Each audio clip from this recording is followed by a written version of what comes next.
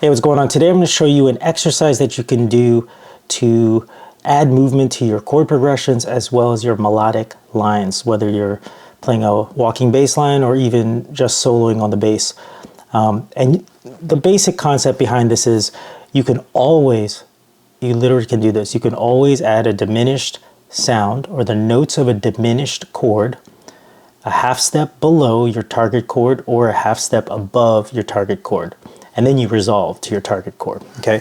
So, for instance, for the exercise, just to understand the concept, we're gonna take the notes of a G major scale and harmonize it first. So I'm gonna harmonize it, there's your G chord, then an A minor chord, B minor, C major, D major, E minor, F sharp, half diminished or minor, and then G, okay? So we're gonna approach each of these chords with a diminished chord from a half step below, okay? Now you don't have to play all the notes of a diminished chord because, you know, a bass can be pretty physically demanding, but you can, or you can just play parts of those notes and some of those notes, and they will always want to resolve. They always do. So here's my G chord, or I can play like this. Okay, I'm gonna play the notes of a diminished chord, half step below.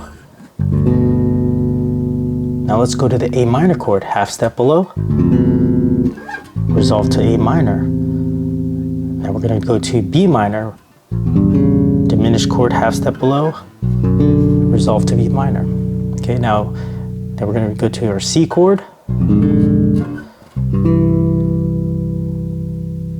Now to our D chord, play half step below, D chord, E minor chord. It's a nice sound. It kind of sounds like church. You can do that you can even do that resolving to your F sharp half diminished chord. Or back to G again. Okay? Now when you're doing this, the cool thing about this is you're essentially playing secondary dominant chords. That's really not important to know, but that's what it is. If you really want to know why does that work, why does that sound cool, or why does it sound good to the ears? Well, that's a secondary dominant chord. When I'm resolving, for instance, so first I'm going to resolve to my G chord. That's a 5-1. Okay, that's just a regular dominant 5 chord to the tonic. Now when I'm going to my A minor, this A flat or G sharp diminished is essentially an E dominant 7, flat 9, but I'm just not playing the E. And that's why it resolves to an A.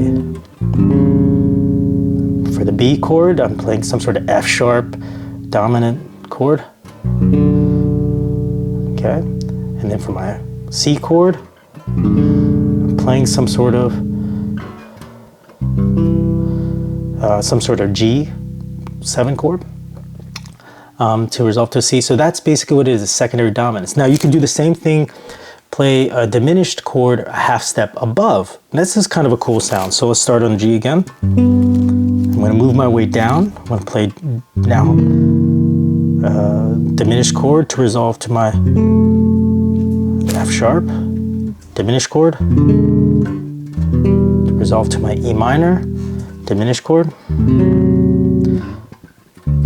resolve to my D, diminished chord, to resolve to my C, diminished chord, to resolve to my B, diminished chord, to resolve to my A, diminished chord, to resolve to my G.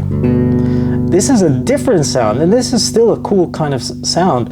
I don't even know what it's called, but basically what it seems like what's happening is you're just turning your target chord into some sort of temporary dominant chord, and that's resolving to itself, to the target chord, right? So let's look at the, half step above G. This diminished chord is basically still like a G7 flat 9 resolving to G. And I think the reason why it works, let's say if I made this a 6 chord. There's like this movement going on. Anyway, it still sounds good. Now you can do this melodically too as well, okay? So let's just do a quick example so you get the basic idea. I'm gonna play You know, here's your G again. Your harmonized G scale. I'm going to play F sharp diminished and resolve to the notes.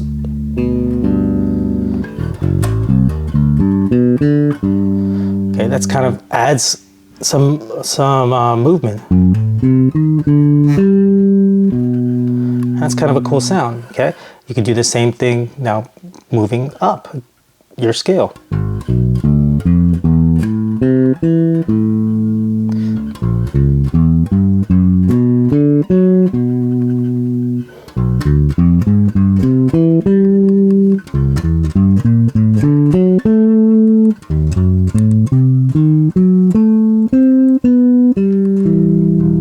Okay, I mean, you could just you can play as many notes of the diminished chord as you want. As long as you resolve it back to the target chord, it's gonna sound pretty cool. And you can do the same thing approaching it from a half step above. So that's the basic idea of the exercise, approaching your chords, your target chord or your target notes with a diminished chord or the notes of a diminished chord from a half step below or a half step above.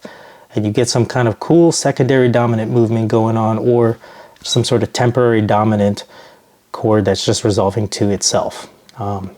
Yeah, that's basically it. Okay, so I hope you got something out of this.